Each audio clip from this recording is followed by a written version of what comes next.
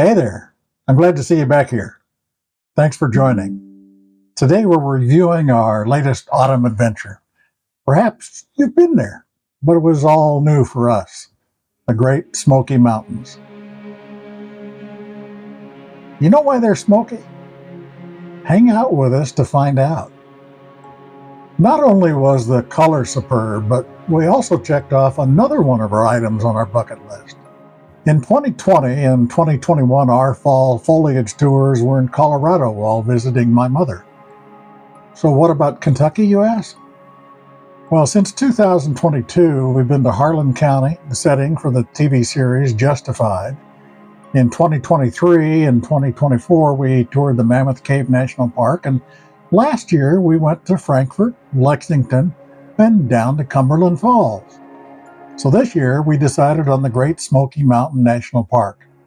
I've always wanted to be there in the fall to see the colors, and wow, was it gorgeous. We left our home in Madisonville, Kentucky and drove to Knoxville, Tennessee. Our first time there also. It's only an hour away from the Smoky Mountains. By the way, have you ever wondered why do they call them Smoky Mountains? Here you see our 9 hours of travel in the park, even into the western tip of North Carolina. We snapped hundreds of photos at various places before settling down for the night in Gatlinburg. Great Smoky Mountain National Park is the 19th largest national park in the U.S. It is also the most visited, about 12 million every year. In fact, even possibly higher than that, about 36,000 every day. Now compare that to Yellowstone, where we were earlier this year. It's the 8th largest. It's more than 4 times the size of the Great Smoky Mountains National Park, but has about 1/3 the number of annual visitors, about 4.5 million, about 12,000 every day. That means on any given day, Yellowstone has about 1 visitor per 1 acre. Just one. Great Smoky Mountain National Park has about 43. Traffic on a weekend can be heavy, but let's hit the road anyway. You know right away that you're in the mountains. There'll be many miles of roads that twist and turn up and down the mountains, frequent hairpin curves, in fact, there's even one that's a complete 360.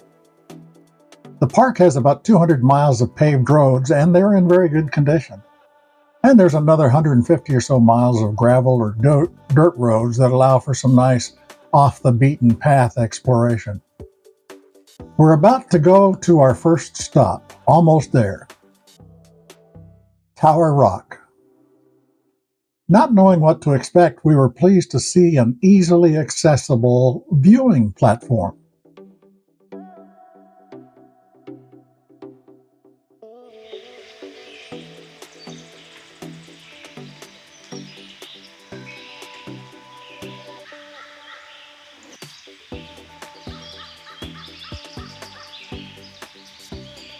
It'll take a while to get to our next stop at Cades Cove Scenic Loop.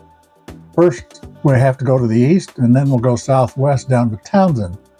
Of course, we'll have to stop for more photos.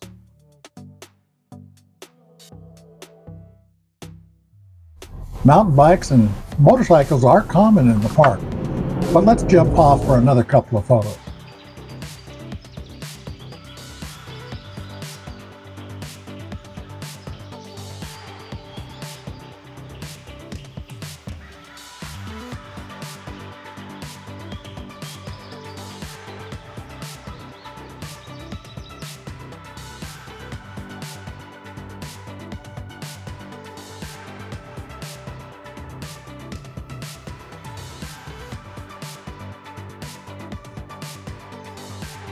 Oh, that's Townsend, Tennessee down there.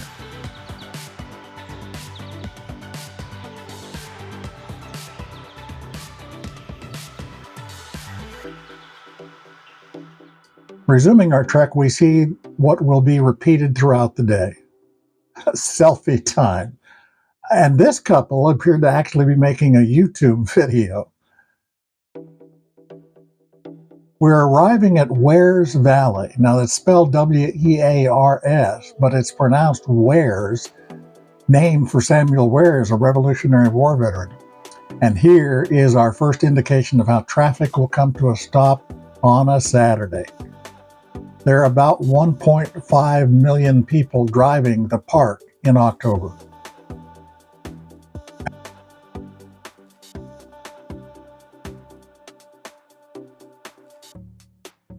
After stopping in Townsend for coffee, we set course for Cades Cove, a scenic valley surrounded on all sides by mountains south of Townsend, Tennessee. We plan to drive that 11-mile one-way loop road that encircles that valley. Of course, we'll stop for a few more photos since the traffic is a little slow. We saw this fly fisherman in the middle of the middle prong of Little River, and we're going to be on the Little River a little bit later too. Further along, we stop at Laurel Creek along with several other photographers, all of them, like me, trying to get a picture of the many little waterfalls.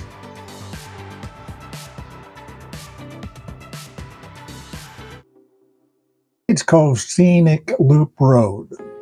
Now from this road, you have access to hiking trails, opportunities for wildlife viewing, and chances to explore many historic home sites, cemeteries, and churches.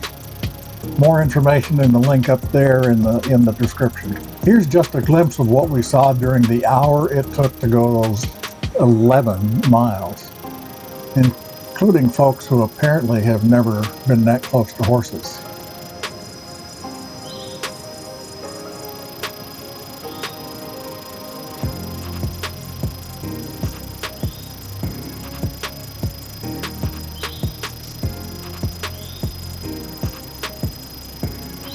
After leaving Cades Cove, we double back to and then go south on Line Spring and Wears Cove Gap roads.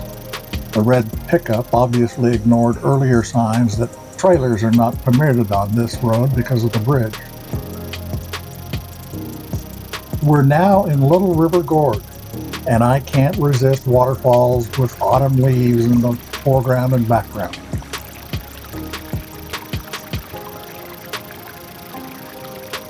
Uh-oh. We crossed a hill on Fighting Creek Gap Road and brake lights. Miles of brake lights. It took us almost 90 minutes to go the next 3.5 miles. So make a note. Probably better to make this trip in October during the week, not on a weekend. You can, however, take some photos while you're kind of stalled. You might even see a wild turkey or two. Finally, the junction with US 441. To the left is Gatlinburg, but we're going to turn right toward Newfound Gap Road and Deep Creek overlooks. But first, we have to wait for some of the 36,442 people in the park today. These are the chimney tops, looking south into North Carolina.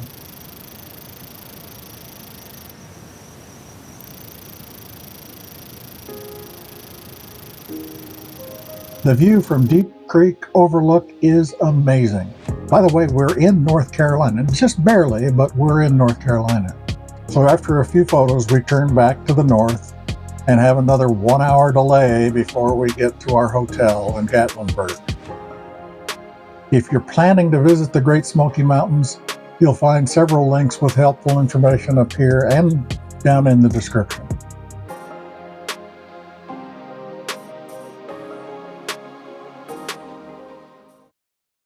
There won't be many photos today. We'll spend much of the day driving in light to sometimes even heavy rain. But first, there's a great breakfast spot, and we highly recommend the Little House of Pancakes in Gatlinburg. After breakfast, we take Tennessee 73 over to US 321, making our way along the northern boundary of the Great Smoky Mountain National Park. That's there on the right side. Color's wonderful, but the rain's going to make photos a little difficult today. Further north, as we approach Newport, Tennessee, the rain slows and the day gives us what turns out to be a false sense that the rest of the trip will be this nice. It's starting to rain again as we approach the Thornhill Gap in Granger County, and also the Veterans Overlook, just west of Bean Station, Tennessee.